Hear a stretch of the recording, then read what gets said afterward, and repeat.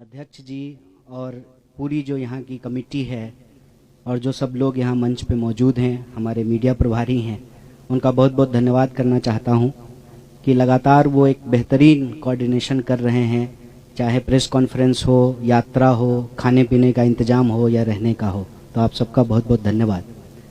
और आज के इस प्रेस कॉन्फ्रेंस में हम मुख्य रूप से एक मुद्दे पे चर्चा करेंगे और इस मुद्दे पे हम लोग लगातार बात कर रहे हैं, लेकिन मुझे लगता है कि जितनी बातचीत हम लोगों ने की है उससे ज़्यादा बीजेपी ने इस यात्रा के ऊपर हमले किए हैं। तो बार बार उन हमलों को लेकर के जवाब देना और उनके हमलों में सच्चाई क्या है और झूठ क्या है, इसका स्पष्टीकरण करना ज़रूरी है। तो आज के प्रेस कॉन्फ्रेंस का मुख्य जो सवाल है, जो मुख्य मुद्दा है, वो है भारत जोड़ो यात्रा के ऊपर आरएसएस बीजेपी के द्वारा किया जाने वाला हमला। अब हम यहाँ पे एक शब्द इस्तेमाल कर रहे हैं, आरएसएस और बीजेपी। ये शब्द हम इसलिए इस्तेमाल कर रहे हैं कि पिछले कुछ दिनों में हमने ये महसूस किया है कि एक बात भुलाने की, भटकाने की कोशिश की जा रही है।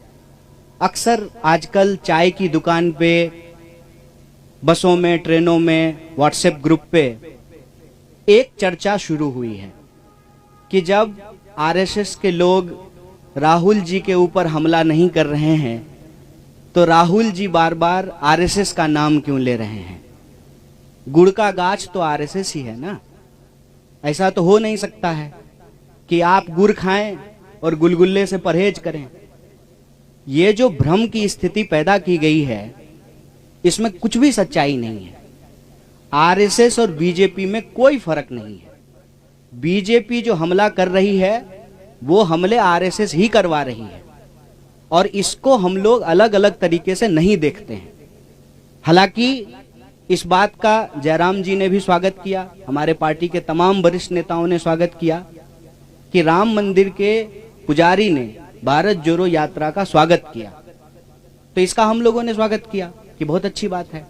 और हमने कहा कि जो लोग आना चाहते हैं, भारत जोड़ो यात्रा का दरवाजा सबके लिए खुला हुआ है। हमारे मन में किसी के प्रति कोई नफरत नहीं है, द्वेष नहीं है। जो लोग भी इस देश से प्यार करते हैं, इस देश के संविधान में उनको भरोसा है, इस देश की विविधता और एकता, जिसको कहते हैं यूनिटी एंड डाइवर्सिटी, और जो यूनिटी की डाइवर्सिटी में बिलीव करते हैं। सिर्फ इसकी बात नहीं है कि हमको डाइवर्सिटी में यूनिटी चाहिए, यूनिटी की डाइवर्सिटी को भी हमको रेस्पेक्ट करना पड़ेगा, क्योंकि हम इस दौर में जी रहे हैं जहां अलग अलग तरह के चॉइसेस हैं, अलग अलग तरह का लाइफ स्टाइल है, और ये जो हमारी विविधता है वो हमारा सबसे बड़ा स्ट्रेंथ है। और आप किसी भी एग्जाम्पल को उठा करके देख लीजिए। आप हमारे देश की हॉकी टीम को देख लीजिए, अभी हॉकी का वर्ल्ड कप होने वाला है, हॉकी का मैच चल रहा है।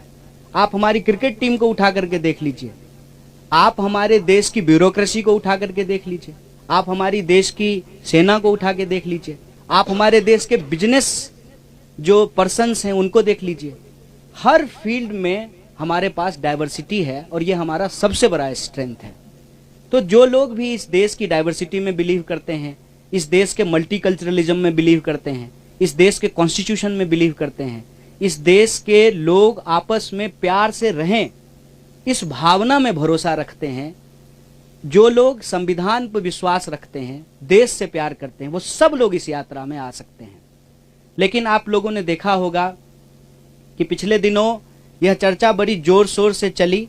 दो तरह के जो है न्यूज आने शुरू हुए। एक, जब मोहन भागवत जी का इंटरव्यू आया तो कुछ लोगों ने हेडलाइन इस तरह से बनाया कि राहुल गांधी का जवाब दिया मोहन भागवत जी ने, और कुछ लोगों ने यह चर्चा शुरू की कि आरएसएस तो स्वागत कर रही है यात्रा का, तो फिर आरएसएस के ऊपर जो है क्यों हमला किया जा रहा है। पहली, हम आरएसएस और बीजेपी को अलग अलग नहीं देखते हैं। हमारी समझदारी में आरएसएस जड़ है, बीजेपी उसका फल है। ये भ्रम हमारे मन में नहीं है। भले वो कहते हो कि हम सांस्कृतिक संगठन हैं, लेकिन उनकी पूरी की पूरी विचारधारा राजनीति पर आधारित है। और इस बात को हम यहां स्पष्ट करना चाहते हैं कि धर्म देश का है, सांप्रदायिकता देश का नहीं है। आरएसएस धर्म के प्रतीकों का इस्तेमाल करके सांप्रदायिक राजनीति कर रही है, उसका धर्म से कोई लेना देना नहीं है। जैसे दही दूध से बनता है, लेकिन दही दूध नहीं होता है, दोनों की प्रकृति अलग अलग होती है, नेचर अलग अलग होता है। कोई भी धार्मिक व्यक्ति किसी का खून बहाना, किसी को मारना, किसी के ऊपर हमला करना, नफरत फैलाना, इस तरह की चीजों का समर्थन नहीं करता है। धर्म के प्रतीकों का इस्तेमाल करके अगर राजनीति की जाती है, जब राजसत्ता और धर्म को मिलाया जाता है, तो वो धर्म नहीं है, वो राजनीति है। इसीलिए हमारी नजर में आरएसएस सांस्कृतिक संगठन नहीं है, सांस्कृतिक प्रतीकों का इस्तेमाल करती है अपने राजनीतिक लाभ के लिए। जैसे स्वयं उन्होंने कहा कि सनातन धर्म सबसे प्राचीन है, तो सनातन धर्म का डेट जो है वो 1925 से तो नहीं शुरू होता है, वो तो हजारों साल पुराना है। मतलब आरएसएस के बनने से पहले भी धर्म था और आरएसएस के बाद भी धर्म रहेगा। इसका मतलब आरएसएस का धर्म से कोई लेना देना नहीं है, बस वो धर्म के प्रतीकों का इस्तेमाल करते हैं कि उस धर्म में आस्था रखने वाले लोगों का जो राजनीतिक विचार है उसको प्रभावित किया जा सके। जैसे अगर किसी खास पहचान के आधार पर राजनीति होगी तो उस पहचान को रखने वाले जो लोग हैं उनका वोट लेना आसान हो जाएगा। इसीलिए आप लोग आजकल के जो जितने नारे हैं उसको ध्यान से सुनेंगे तो उसमें क्या कहा जाता है, उसमें क्या बोला जाता है और उसमें अक्सर क्या की जाती है। देश का जो बुनियादी सवाल है, रोजी रोटी, कपड़ा, मकान, शिक्षा, स्वास्थ्य, सड़क, बिजली, पानी, उसको भटका दिया जाता है। और ये अंग्रेजों की चाल है, यह भी हमको समझना पड़ेगा। बतौर भारतीय राष्ट्रीय कांग्रेस हमको इस बात का गर्व है कि हम इस देश की आज़ादी के लिए अंग्रेजों से संघर्ष किए, देश को आज़ादी मिली, कदम दर कदम बढ़ा करके लड़खड़ाते हुए, संभलते हुए देश हमारा आज इस मुकाम पे आकर के खड़ा हुआ है, जहां उस संविधान के दम पर देश का एक व्यक्ति जो कहते थे कि हम चाय बेचते थे, वो देश के प्रधानमंत्री बन पाए हैं। तो सबसे सर्वोच्च जो है वो संविधान है और इस संविधान की रक्षा करना हमारी पार्टी का कर्तव्य है। और ये प्रश्न जो है हम पूछना चाहते हैं आरएसएस और बीजेपी से कि आप बताइए कि आप संविधान को मानते हैं कि नहीं मानते हैं। अगर आप संविधान को मानते हैं तो फिर आप नहीं तय कर सकते हैं कि इस देश में रहने वाले 135 करोड़ लोग किस तरह से अपना जीवन जिएंगे, कौन कैसे पूजा करेगा, कौन कैसे अपने धर्म का पालन करेगा, कौन कैसे अपना जीवन यापन करेगा। इसको देश का संविधान तय करेगा, कोई व्यक्ति तय नहीं करेगा। और आपकी जानकारी के लिए मैं आपसे साझा करना चाहता हूं कि जब श्री अटल बिहारी वाजपेयी जी की सरकार बनी थी तो ऑलरेडी उन्होंने संविधान को बदलने की इच्छा जाहिर की, रिव्यू कमेटी बनाया था संविधान को बदलने के लिए। हाल के दिनों में भी आपने देखा है कि संविधान के ऊपर लगातार हमले हुए हैं और अब यह बात सामने आई है कि सॉवरेन क्या है। देश का कॉन्स्टिट्यूशन सॉवरेन है, वो सर्वोपरि है, उसी के आधार पे चीजें होंगी। अगर उसमें कोई परिवर्तन करना है उसकी बात भी उस संविधान के अंदर ही लिखी हुई है। इसीलिए हमारी ये समझदारी है, पहला कि आरएसएस और बीजेपी अलग अलग नहीं है। दूसरा, धर्म, सनातन धर्म, हिंदू धर्म आरएसएस के बनने से पहले भी था, आरएसएस के बाद भी रहेगा। तीसरा, धर्म और सांप्रदायिकता में फर्क होता है। धर्म का इस्तेमाल सांप्रदायिकता की राजनीति के लिए जरूर की जाती है, लेकिन सांप्रदायिकता धर्म नहीं है। और चौथा, इस देश में संविधान सर्वोच्च है।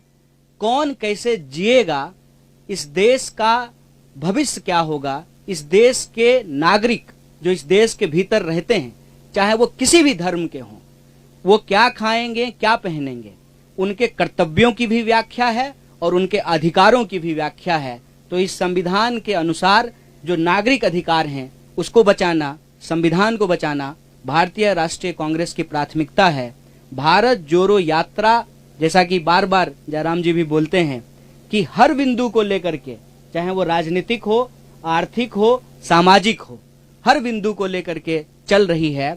इसके अंदर यह बात निहित है कि हम यह सारे जो काम कर रहे हैं वो संविधान के दायरे में कर रहे हैं और हमारी विचारधारा इस देश का संविधान है। और इस देश की संविधान के प्रस्तावना में जो बात लिखी हुई है, हम भारत के लोग भारत को एक प्रभुत्व संपन्न, समाजवादी, धर्मनिरपेक्ष, लोकतांत्रिक गणराज्य, गणराज्य का मतलब होता है कि नागरिक सबसे प्रमुख होते हैं और नागरिक अधिकारों को रक्षा करना हमारा सबसे प्रमुख जो है दायित्व है, जिम्मेवारी है। उस पे अगर कोई भी अटैक या हमला होता है तो हम इस बात को लेकर के कोई कंफ्यूजन में नहीं है कि बीजेपी अलग है, आरएसएस अलग है। अगर बीजेपी और आरएसएस अलग अलग है तो आप मुझे बताएं कि इस बात को प्रचारित क्यों किया जाता था जब प्रधानमंत्री शपथ ले रहे थे कि इन्होंने 42 साल आरएसएस की सेवा की है, ये जो है स्वयं सेवक रहे हैं। तो हमारे दिमाग में ऐसा कोई भ्रम नहीं है। हम दोनों अटैक को एक ही अटैक मानते हैं और यह जो बचाव किया जाना शुरू हुआ है कि नहीं आरएसएस तो हमला नहीं कर रही है, तो उस पर हम यही कहना चाहते हैं, आरएसएस अगर हमला नहीं कर रहे तो बहुत अच्छी बात है, लेकिन आरएसएस की जो विचारधारा है और जो कांग्रेस पार्टी की विचारधारा है वो आपस में विरोधी है, विपरीतार्थक है। वो एक ध्रुव पे खड़े हैं, हम दूसरे ध्रुव पे खड़े हैं।